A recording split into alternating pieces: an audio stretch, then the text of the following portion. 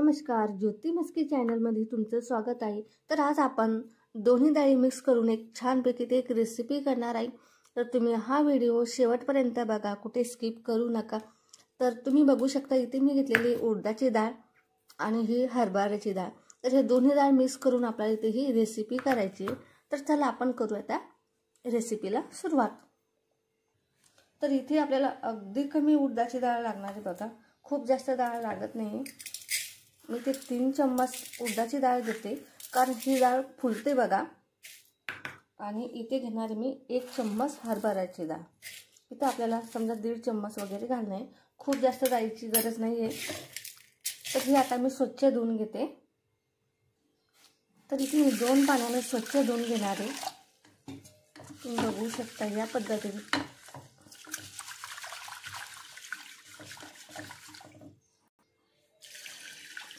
तर इथे आपल्याला एक गोष्ट लक्षात घ्यायची, आता हे माझं कुकर छोटे आहे, त्यामुळे इथे एक भांडं बसू शकत नाही छोटंसं असल्यामुळे।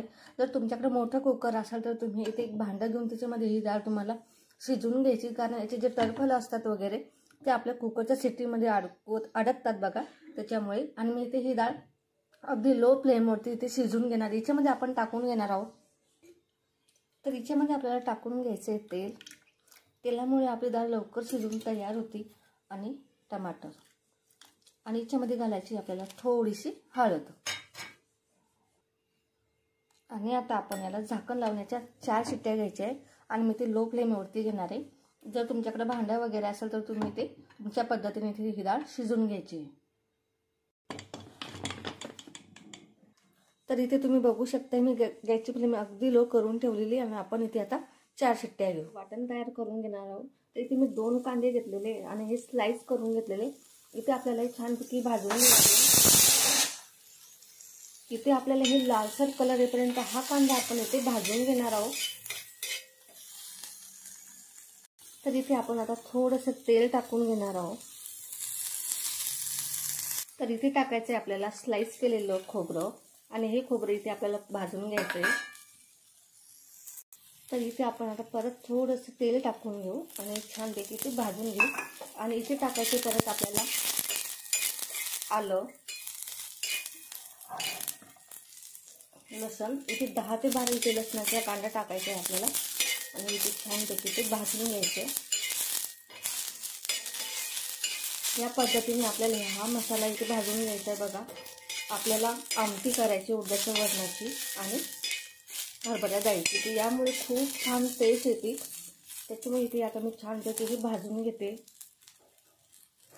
आणि याच्यावरती टाकायचे आपल्याला कढीपत्त्याच्या कांड्या, याच्यामुळे खूप छान टेस्ट येते। त्याच्यामुळे इथे तुम्ही आवर्जून टाका।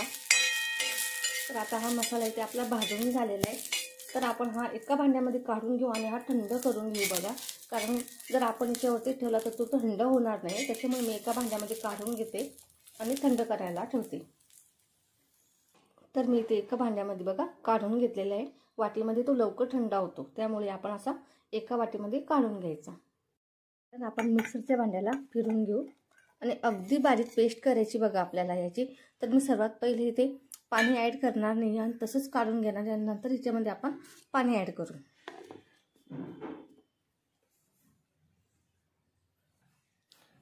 तर मी इथे अगदी बारीक बघा पेस्ट करून घेतलेली आहे। या पद्धतीने आपल्याला इथे पेस्ट करून घ्यायची, आणि इकडे आपलं हे वरण पण शिजून तयार झालेलं आहे। तर इथे बघू शकता आपली डाळ ही शिजून तयार झालेली बघा। आणि आता ही डाळ इथे आपल्याला थोडीशी घोटून घ्यायची आहे। या पद्धतीने आपल्याला खूप जास्त घोटायची नाही बघा, थोडीशी घोटून घ्यायची आहे। आपले जे दाणे दाणे असायला हवे, त्याच्यामुळे याची टेस्ट खूप छान लागते। या पद्धतीने जर आपण हे आमटी केली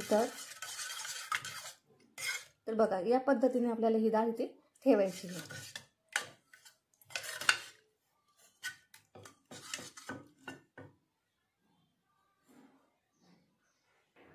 इथे आपल्याला आमटी करायची, म्हणून मी ते थोडंसं तेल जास्त टाकलेलं आहे बघा, नाहीतर मी थोडंसं तेल कमीच वापरते। प्रत्येक भाजीमध्ये माझं तेल कमीच असतं।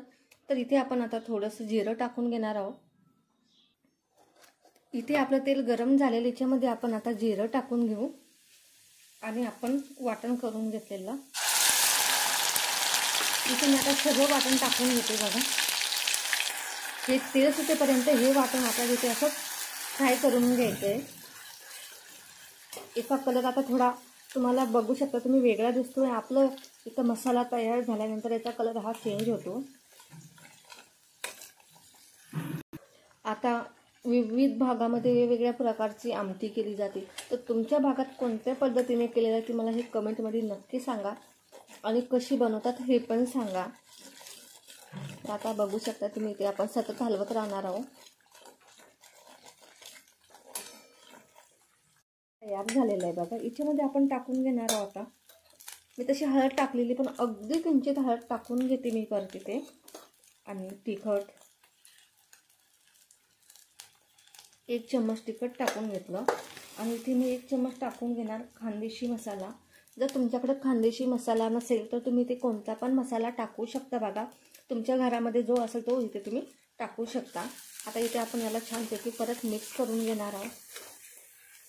तर बघू शकता तुम्ही इथे मी छानपैकी इथे आपल्या या मसाल्यांना एक संघ करून घेते. तर इथे आपले हे मसाले जळायला नको त्याच्यामुळे इथे आपण इथे सतत हलवत राहणार आहे. कारण इथे आपले हा मसाला जर छानपैकी इथे परतून निघाला ना तर भाजीची टेस्ट अजून छान होते आपल्या आमटीची.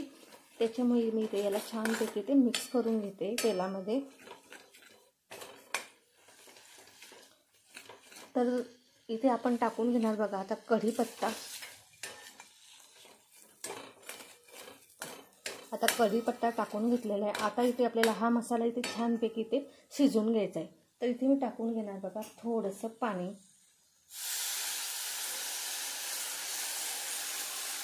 आता इथे आपल्याला हा मसाला इथे शिजवून घ्यायचा आहे.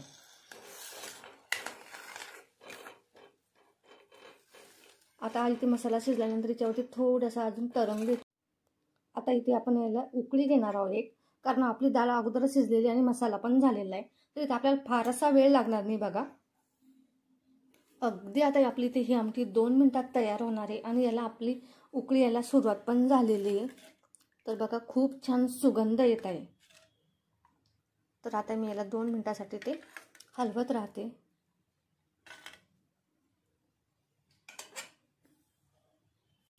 तर इथे आलेली आपल्या आमटीला उकळी बघा. इथे आपली तयार झालेली ही आमटी. तर ही तुम्ही आता एक पोळी घ्या तिच्यावरती छानपैकी चुरून घ्या बघा ती. आणि तिच्यामध्ये ही वरण टाका आणि टेस्ट करा. 1 नंबर लागतं बघा.